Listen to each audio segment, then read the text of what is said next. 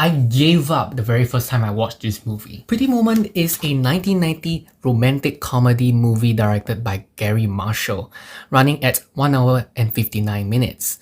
The movie was meant to be a dark movie with a relationship involving drug addiction. Get out! The script has been passed around and rewrote. This movie has been compared to modern-day Cinderella, where the less fortunate Cinderella meets her Prince Charming. The movie begins with Richard Gere playing Edward, chilling at a mansion. Then he finds a Lotus Esprit and drives down the streets of Hollywood Boulevard. Now, Edward doesn't know how to use the car's GPS because he stole it. And then out of anyone who is anyone, he chance upon a hooker. I beg your pardon? What's your name? Where you want it to be? Vivian, played by Julia Roberts. She becomes extremely flirty to the point Edward gave in and drove her to his hotel. Alright, okay. You win, I lose. Out of anyone who is anyone to ask for directions, you chose her. Listen, shut your stupid. They soon made their way to Edward's accommodation, and I think this is the part of the movie where I gave up watching. The scene of the mansion to Edward driving down the hill is so long. Sorry, Gen Z's aren't made for slow movies. Edward and Vivian are at the hotel and Vivian starts pulling out dumb shit, getting the attention of an old man. Close your mouth, dear. Disgusting. Both of them. They made their way up to Edward's penthouse. Edward talks about how he's divorced, then catches Vivian's doing the sneaky. But turns out she was just flossing her teeth, man. Yeah, I mean, this should be featured in a commercial encouraging people to floss their teeth. I'll be out in just a minute. That champagne kind of got to me. I didn't hear you. What did you say? I said I'd be out in just a minute. What do you have in, what is this? This is dental floss. Yeah, so?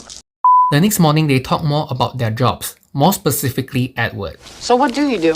Now, Edward is a perfect definition of a guy material back in the days. He's rich, he's fortunate, and he completed all his years of study. How far did you go in school?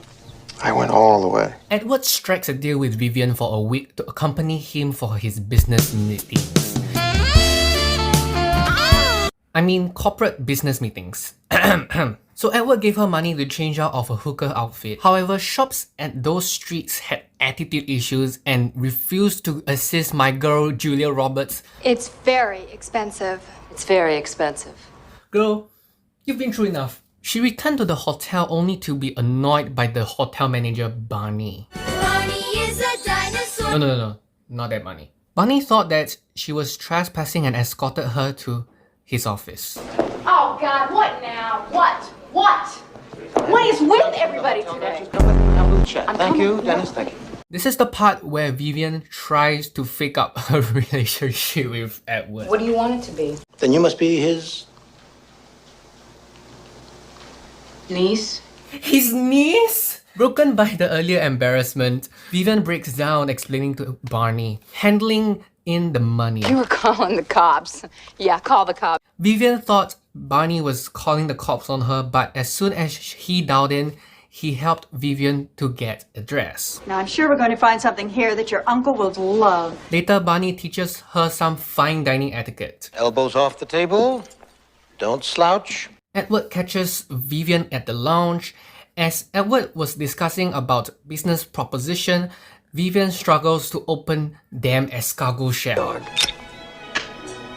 Slippery little suckers. Oh, hell no! Due to contract disputes, his clients left in frustration. Later that night, in bed, Edward explained that he wanted to dismantle the client's company due to his deep resentment against his dad, who didn't give him anything. Edward later takes Vivian on a date to a turf club. Seriously, who takes a girl on a date to a turf club?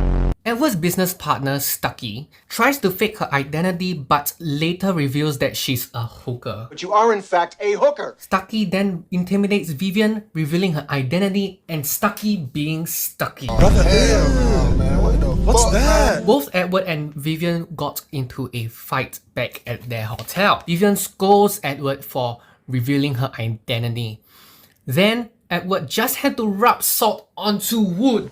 I hate to point out the obvious, but you are in fact a hooker. Vivian walks out angry and Edward catches up to apologize, admitting he was jealous because Vivian was talking to a jockey.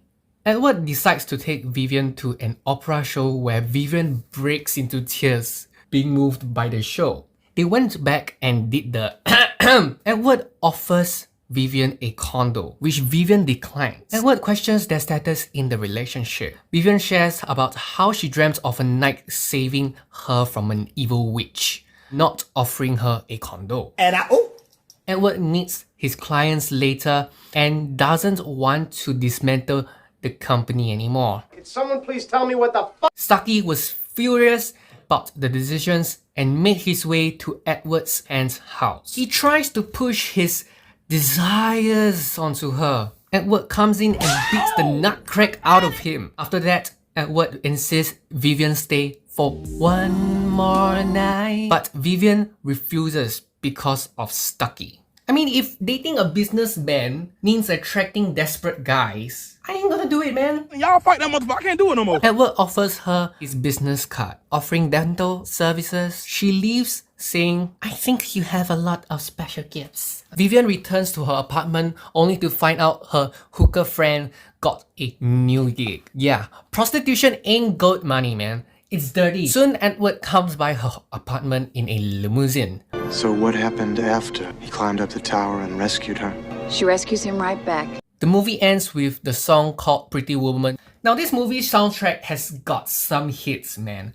Like Pretty Woman, It Must Have Been Love, and What Women Do and What Women Do is my favorite.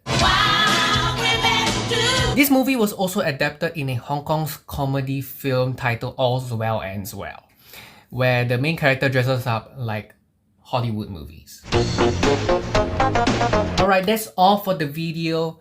If you enjoyed, please leave a like. If you want to see this Gen Z react to old generation stuff, comment it down below. And subscribe for more. And I'll see you guys on the next one. Bye bye.